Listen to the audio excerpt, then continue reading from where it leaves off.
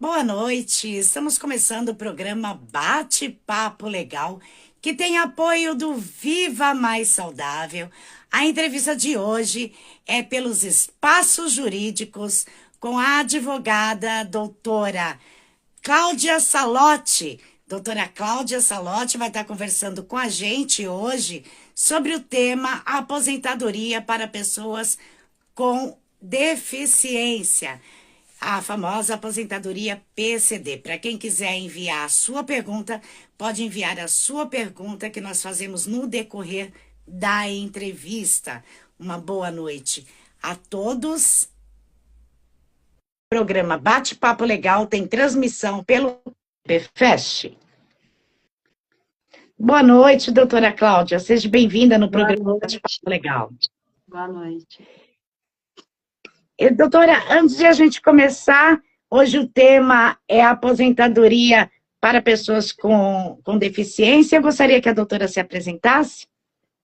Boa noite a todos. Meu nome é Cláudia Salotti, eu sou advogada especialista em direito previdenciário e sou de Aparecida. E, doutora, quem o INSS considera uma pessoa com deficiência hoje e quais as regras básicas para ter direito a essa aposentadoria? São as pessoas que têm impedimento de longo prazo, né, de natureza física, mental e intelectual. Né? Aí, E, juntando esse impedimento com as barreiras, né, aí elas têm uma maior dificuldade de conviver em sociedade, né, junto com as outras pessoas. e existe duas formas também para se aposentar pelo PCD, idade e tempo de contribuição. Qual a Uhum. diferença entre elas e como o grau de deficiência influencia nesse tempo? O grau de deficiência, ela é para aposentadoria por tempo de contribuição, né? Então, aí tem o grau de deficiência, deficiência grave, aí tem os graus, o grave diminui, vai diminuindo o tempo gradativamente, né? Então, assim, se a deficiência for grave, para homens tem que ter 25 anos de contribuição, para mulher 20, aí tem a deficiência moderada, leve, né? E depende do grau da deficiência. E no caso da aposentadoria por idade, ela não tem esse tempo todo de contribuição, né? Então, é 60 anos para homem e 55 para mulher, mas tem que ter pelo menos 15 anos, né? Como, recolhendo como pessoa com deficiência. E quem nasceu com uma deficiência tem os mesmos direitos para adquirir uma aposentadoria daqueles que teve uma sequela ao longo da vida por doença ou acidente? Sim, qualquer pessoa, qualquer tipo de deficiência, nasceu com ela ou adquiriu depois, né? Os direitos são os mesmos. Porque é pela deficiência, né? No caso, a aposentadoria. E um dos maiores medos dos trabalhadores é como é a avaliação, né, do INSS. Como funciona essa perícia, doutora, e como eles avaliam essa deficiência? A perícia ela é uma avaliação biopsicossocial. Então, a pessoa ela passa pelo médico, perito, né, para avaliar as condições físicas, doença, e passa pelo assistente social para avaliar as barreiras. E ela é feita, como se fosse um questionário, né, com pontuação. Então, dependendo da pontuação que a pessoa tem, aí o grau da deficiência. E quais são os documentos e as provas necessárias para comprovar a deficiência, doutora? Para a Laudo pessoa não médico, ter, não uhum. ter nenhum problema, né? Isso, laudo médico, carteira de trabalho, qualquer contrato, né, contra-cheque, e fazer a perícia. A reforma da Previdência, ela mudou muitas regras. Houve alguma mudança na parte da aposentadoria para os deficientes? O que mudou nessa parte? Não, a aposentadoria da pessoa com deficiência não teve mudança nenhuma, ela continua a mesma regra, a mesma coisa. E quem sofreu algum acidente ficou com sequela permanente, doutora, recebe o auxílio acidente. Também pode estar requerendo essa aposentadoria por PCD? Pode, porque geralmente quem fica com uma sequela tem uma deficiência, né? Aí tem que passar pela perícia para para avaliar o grau da deficiência, ou dependendo da idade, se, né, se já tiver o tempo ali dos 15 anos e tiver a idade, pode sim. Quem já trabalhou muitos anos sem a deficiência e acabou adquirindo uma limitação, é possível aproveitar esse tempo de contribuição? Sim, o tempo de contribuição sem a deficiência, ele pode sofrer tem uns multiplicadores, né? Pode converter para ajudar no tempo com a deficiência. E pessoas costumam fazer da entrada sozinha, né, em vez de buscar orientação jurídica. Em quais situações é importantíssimo buscar essa orientação jurídica especializada, doutora? Na verdade, a pessoa não tem, ela pode a qualquer momento fazer o pedido sozinho, né? Mas é bom procurar uma orientação, principalmente de um advogado, para poder ajudar, né, na juntada dos documentos, para poder ter uma melhor orientação e instruir melhor o pedido, para evitar, né, de ser indeferido por falta de documentação, alguma coisa assim. Porque quando ele é indeferido, às vezes tem que entrar com o processo, né, doutora? Então as pessoas acabam procurando tardiamente o advogado em vez de procurar antes, né? Isso, é. E qual o maior erro que as pessoas costumam cometer antes, na hora de solicitar? E qual o conselho ou uma dica que a doutora deixa para quem está nos assistindo? O maior erro, na verdade, é não procurar uma orientação, né? Porque daí faz sozinho e daí não sabe exatamente quais são os documentos que precisa juntar, então junta documento faltando e acaba tendo um indeferimento aí. Então, eu preciso pedir uma orientação, ter uma orientação para fazer um pedido adequado. Para não ter, também demora, né, doutora, de espera, né, na aposentadoria? Isso. E a gente vai para o quadro Perguntas e Respostas dos Internautas. A gente tem a pergunta da Márcia, de Guarulhos. Ela enviou para a gente falando, tenho uma limitação e estou trabalhando CLT. Se eu der entrada na aposentadoria PCB, eu sou aprovado ou não? Então, aí vai depender da perícia, né? Vai depender dessa limitação dela, ela vai passar na perícia, depende de quanto tempo de contribuição ela tem, quanto tempo ela tem essa deficiência, aí tem que procurar uma orientação, né? Aí é o o caso. advogado vai poder ajudar, né? Dar orientação para ela, ver quanto tempo de contribuição tem, quanto tempo ela tem dessa limitação, a idade, né? Para orientar, para saber se ela tem tempo, quanto tempo tem que esperar, se já dá para fazer, tem que ter orientação. Com certeza. E a gente tem a pergunta do Lucas aqui com a gente, de Osasco, São Paulo. Ele fala que ele é autista, foi diagnosticado recentemente. E que ele tem, se ele quer saber se ele tem direito a essa aposentadoria por PCD, ou se tem alguma limitação, tem que ter alguma limitação física aparente, é o que ele mandou aqui pra gente. Não, o autista, ele já é considerado deficiente por lei, né? Ele tem que passar pela avaliação para saber qual que é o grau da deficiência. Na verdade, a deficiência, ela já existe. Aí tem que ver o grau da deficiência, porque o grau vai depender das barreiras, né? Da dificuldade que ele tem na sociedade, a igualdade de condições com as outras pessoas. E, doutora, existe uma antecipação da aposentadoria por idade, no caso do PCD, antes dos 65, dos 62? Como que funciona Então, nessa parte? para homens é 60 anos e para mulher 55 anos. Né? E tem que ter daí no 15 anos, pelo menos, de contribuição como PCD. A gente tem aqui a pergunta da Gisele, com a gente ao vivo. Ela está mandando, oi, tudo bem? Para quem tem 75 anos e não pagou nenhum INSS e está trabalhando há pouco tempo, tem como se aposentar?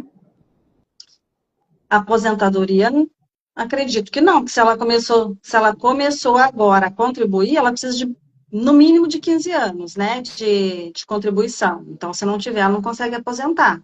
Existe o LOAS, se ela se enquadrar, daí, porque daí ela já teria idade para pedir LOAS, se ela se enquadrar, né, nos requisitos do LOAS. Independente de qualquer tipo de aposentadoria, é necessário ter os 15 anos de contribuição, né, doutora? Isso. E a gente tem a pergunta da Leila aqui com a gente pelos espaços jurídicos. A Leila é de São Paulo, está mandando boa noite. E ela pergunta, doutora, eu descobri uma deficiência e acabo convivendo com ela há 10 anos, mas eu não guardei os laudos antigos. Tem como eu provar para o INSS que eu já tinha essa limitação antes ou não? Obrigada. Tem, ela pode pedir um laudo médico, né? O médico que acompanhava ela, se ela já tem essa limitação há uns 10 anos e ela faz o acompanhamento, o médico que faz o acompanhamento pode dar para ela um laudo. Ou até o próprio documento do médico, né? Me fugiu o nome agora, o prontuário médico, né? Pode pedir o Certo. prontuário médico que tem as anotações, né? E os exames que a pessoa fez também lá atrás, para comprovar essa deficiência, tudo isso serve. E a gente tem a pergunta também do Fernando. O Fernando está mandando boa noite, está com a gente ao vivo também pelos espaços jurídicos. Uma boa noite, Fernando. Ele fala, boa noite, doutora, eu dei entrada na solicitação, mas foi negado, mesmo com os laudos médicos. O que eu devo fazer agora? Precisa dar entrada na justiça? Já seria melhor ou recorre pelo aplicativo? Eu acho que na justiça é melhor, porque recorrer pelo aplicativo está demorando demais, às vezes mais de ano, né? E daí ele teria que ver também qual que foi o porquê que foi indeferido, né? Se foi por grau de deficiência ou se não constatou deficiência, teria que ver. Mas a justiça é melhor do que o próprio aplicativo. Fernando, já é na hora aí de você procurar orientação jurídica, senão você vai te atrasar mais ainda a sua solicitação. E agora a gente vai para a pergunta aqui da Carla. A Carla também é de São Paulo, mandando boa noite, está pela TPFest. Ela diz, doutora, eu sofri uma sequela no braço há mais de 20 anos. Na época recebi os direitos trabalhistas, mas a Justiça do Trabalho não passou para o INSS. Eu posso pedir aposentadoria PCD por causa dessa sequela? Pois ela é visível.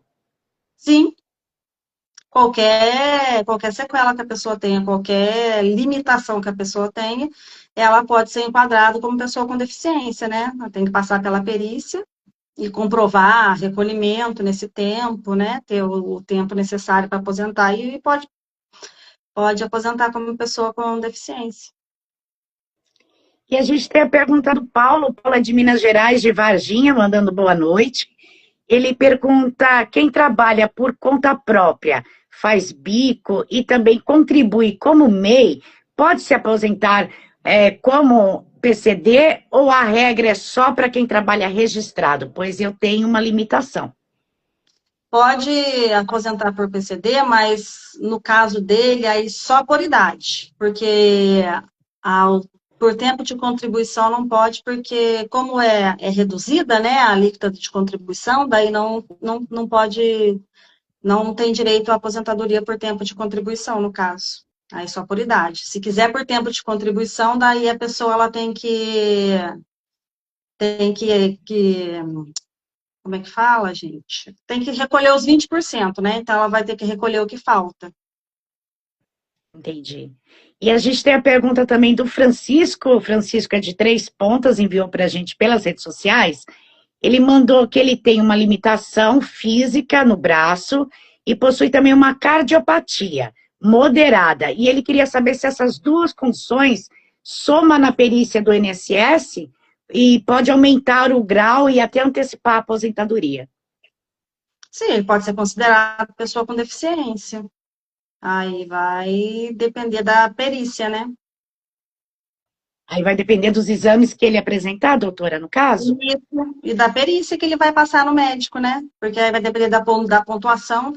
Essa pontuação, ela vai de acordo com as próprias limitações da pessoa, né? O que ela consegue fazer sozinho, o que ela não consegue, qual é a dificuldade que tem. Então, vai depender da perícia. Ok. E a gente tem a pergunta também do Paulo. O Paulo é de São Paulo, mandando boa noite, doutora. Ele diz que ele nasceu com uma deficiência e recebe o BPC Loas. E ele trabalha fazendo uns pequenos bicos. Ele queria saber se ele tem direito a entrar com a aposentadoria PCD quando ele tiver a idade já. Para ele entrar com a aposentadoria PCD, ele tem que recolher, né, para o INSS. Então, só recebendo LOAS, ele não pode se aposentar. Se ele contribuir durante os 15 anos ali, pelo menos, daí ele pode se aposentar com deficiência, né? A aposentadoria da pessoa com deficiência. É porque tem bastante pessoas que recebem o BPC Loas e acabam aproveitando esse benefício para contribuir também, né? Pagar a contribuição, né, doutora? Se ele Ele fizer pode isso, ele tem contribuir, direito, então. daí tem direito. E a gente tem a última pergunta enviada pelas redes sociais, que é da Flávia. A Flávia diz que a mãe dela recebe o BPC Loas por ter tido um AVC, mas ela não faz nenhum tipo de contribuição. Ela queria saber se para a aposentadoria é possível por idade ou o que ela deve fazer. A aposentadoria ela tem que ter recolhimento. Se antes do AVC ela tinha algum recolhimento, aí tem que analisar o caso, né? Não tem como responder assim, porque daí não dá para saber se ela tem recolhimento ou não. Esse já é mais um caso que deve precisar da Porque orientação jurídica antes, né, isso, doutora? porque tem muita gente que pede o BPC Loas, vamos dizer, tem uma deficiência, no caso de ter um AVC, ficar doente de repente, pede o BPC Loa, sendo que tinha direito a outro benefício. Às vezes a pessoa não está contribuindo, mas não está contribuindo de repente por pouco tempo, daí acha que não tem direito ao auxílio-doença, não tem direito a outro benefício, vai e pede BPC Loas e acaba saindo prejudicado, né? Porque é um benefício para a pessoa que contribui é mais vantajoso do que o BPC Loas. Com certeza. E tem muita gente também que às vezes acaba sofrendo um acidente pequeno, né? Pensa que não tem direito e, na verdade, por falta de orientação jurídica, acaba perdendo o benefício, né, doutora? É isso. Doutora, a gente está chegando ao final da entrevista. Eu gostaria de perguntar os seus contatos, as suas redes sociais, para o pessoal estar acompanhando o seu trabalho também, como pode estar fazendo. Isso, meu Instagram é @Cláudia Salotti Advogada. O Facebook é Cláudia Salotti Advogada. Quer dizer, o Instagram é Cláudia Salotti Advogada também. E o Facebook. Estou até confundindo aqui. E o WhatsApp é 12992060977. E o DDD é 11? 12. 12, DDD 12. Isso. Mas para o pessoal aí que está acompanhando, pode estar entrando em contato com os espaços jurídicos, porque a doutora Cláudia Salotti faz parte dos espaços jurídicos, a gente passa aí aos contatos da doutora. E, doutora Cláudia, faltou falar algo que a doutora gostaria de estar acrescentando sobre o tema da entrevista de hoje? Não, na verdade, é só, assim, pontuar que a importância de receber uma orientação jurídica, né? Até para saber qual é o melhor benefício para pedir, né? Que nem no caso da moça que falou do Louas da mãe, às vezes, em vez de um benefício, é melhor o outro, né? Então, sempre uma orientação jurídica é bem-vinda aí para ver qual é o melhor benefício a pessoa tem direito.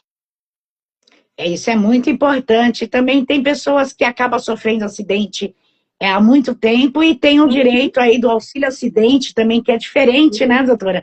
Do auxílio doença, e as pessoas acabam também confundindo bastante. Então, é importantíssimo aí a orientação também jurídica, né, doutora? Isso. Para não perder dinheiro, né? Com certeza.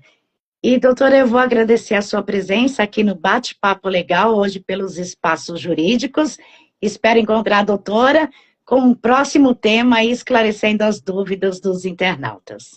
Eu que agradeço. Boa noite. Fique com Deus aí. Boa noite, doutora. E o programa Bate-Papo Legal vai ficando por aqui, agradecendo a sua audiência. Hoje a entrevista foi com a doutora Cláudia Salotti, e logo estaremos com um novo tema com a doutora, esclarecendo as dúvidas de vocês. Uma boa noite e até o nosso próximo programa. Boa noite, doutora. Boa noite.